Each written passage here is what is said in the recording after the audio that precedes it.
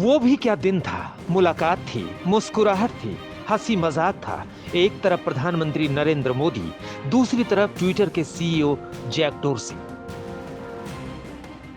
लेकिन 3 साल भी नहीं बीते, तलवारें चलने लगी।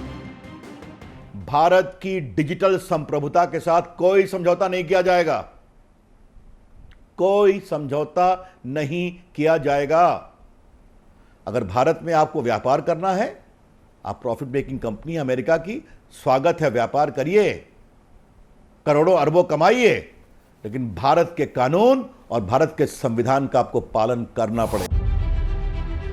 तो क्या भारत में ट्विटर के दिन पूरे हो गए हैं? क्योंकि कानून तो ट्विटर ने माना नहीं। कानूनी कवच भी तब चला गया जब गाजियाबाद केस में एफआईआर हो गई। ये कोई धार्मिक उद्देश्य से की गई, इसके पीछे जो भी व्यक्तिगत कारण था वो स्पष्ट रूप से निकल आया। हमने जब इंडिपेंडेंट एविडेंसेस को स्टडी किया तो उसमें भी पाया कि हाँ, ये घटना के जो सीक्वेंस बताए गए हैं वो वेरीफाई हो रहे हैं और ये लोग अज्ञात नहीं है, एक दूसरे से पूर्व के परिचित हैं। घटना का कोई जंगल में होना नहीं पाया गया, बल्कि कोई कम्युनल एंगल नहीं था। बिल्कुल कोई कम्युनल एंगल नहीं। अभी मैंने बताया कोई भी धार्मिक इसका एंगल, कम्युनल एंगल, सांप्रदायिक नहीं निकल के आया। और सही गलत जो भी रीज़न उन्होंने बताया, उस रीज़न के चलते उनके द्वारा ये मारपीट की घटना की गई, जिसमें हम लोग ने एक्शन लिया, 3 लोग की गिरफ्तारी करी, 6 लोगों की गिरफ्तारी होने वाली है। तो ऐसे में इस पूरे इवेंट को जिस तरीके से सोशल मीडिया पर रखा गया वो गलत नियत के चलते रखा। इसीलिए हमने कल एक एफआईआर जो दर्ज करी, उसमें 7 लोगों के खिलाफ हमने नामजद और ट्विटर इंडिया के खिलाफ हमने एफआईआर का फर्स्ट ड्राफ्ट किया है। अभी भी हमको लगता है इसमें और भी कुछ लोग शामिल हो सकते हैं, जिसको हमारी टीम स्टडी और ट्रैक कर रही है। ट्विटर और ट्विटर इंडिया के खिलाफ ये देश में पहली एफआईआर है। पहली बार ट्विटर कानूनी शिकंजे में आया है, जिस पर पहले उसे छूट मिल जाती थी। लेकिन ट्विटर ने नए आईटी नियमों का पालन नहीं किया तो कानूनी संरक्षण खत्म हो गया।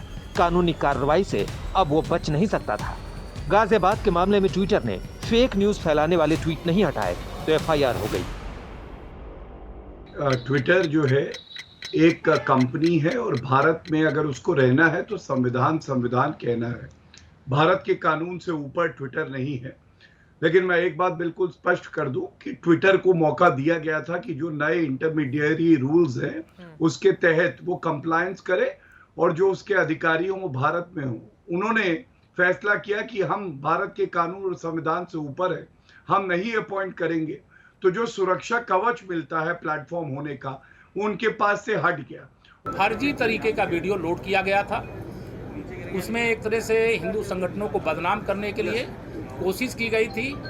जब वो सच खुल गया तो स्वाभाविक है कि ट्विटर को उसको वीडियो को हटा देना चाहिए था।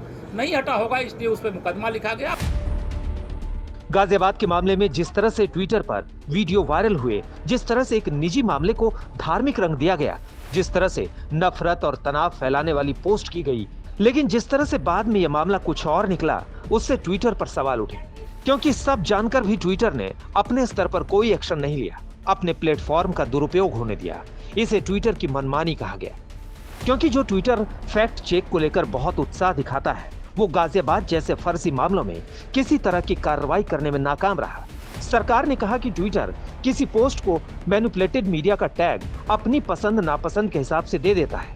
ये फेक न्यूज से लड़ने में ट्विटर की मनमानी है। भारत जैसे देश में सोशल मीडिया पर एक छोटी सी चिंगारी भी आग लगा सकती है। फेक न्यूज के खतरे बड़े हैं, इसे रोकना ही नए आईटी नियमों का मकसद था, लेकिन ट्विटर ने इसका पालन नहीं किया। ट्विटर की मनमानी नई नहीं है, ट्विटर का सरकार से टकराव नया नहीं है, लेकिन पहली बार ट्विटर फंसा है तो अब ट्विटर क्या करेगा, ये बड़ा सवाल है।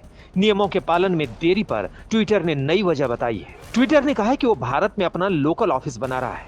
इसके लिए वो भारत में अपने कंसल्टेंट्स की सलाह ले रहा है। इसी की वजह से नए आईटी नियमों के मुताबिक एक कंप्लायंस ऑफिसर नियुक्त करने में देरी हुई है। ट्विटर ने कहा कि उसे ये सलाह मिली है कि स्थायी तौर पर कंप्लायंस ऑफिसर नियुक्त करने से पहले एक स्थायी ऑफिस बनाना जरूरी है। हालांकि उसने एक अंतरिम कंप्लायंस ऑफिसर नियुक्त कर दिया है। यह सब ट्विटर को करना ही होगा, क्योंकि अगर ऐसा नहीं होगा तो कानूनी पचड़े में ट्विटर के लिए मुसीबतें बढ़ती ही रहेंगी।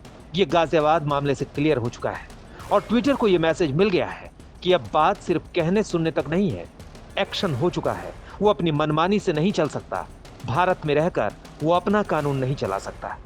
अभिषेक आनंद, अरविंद ओझा और हिमांशु मिश्रा के साथ आज तक ब्यूरो।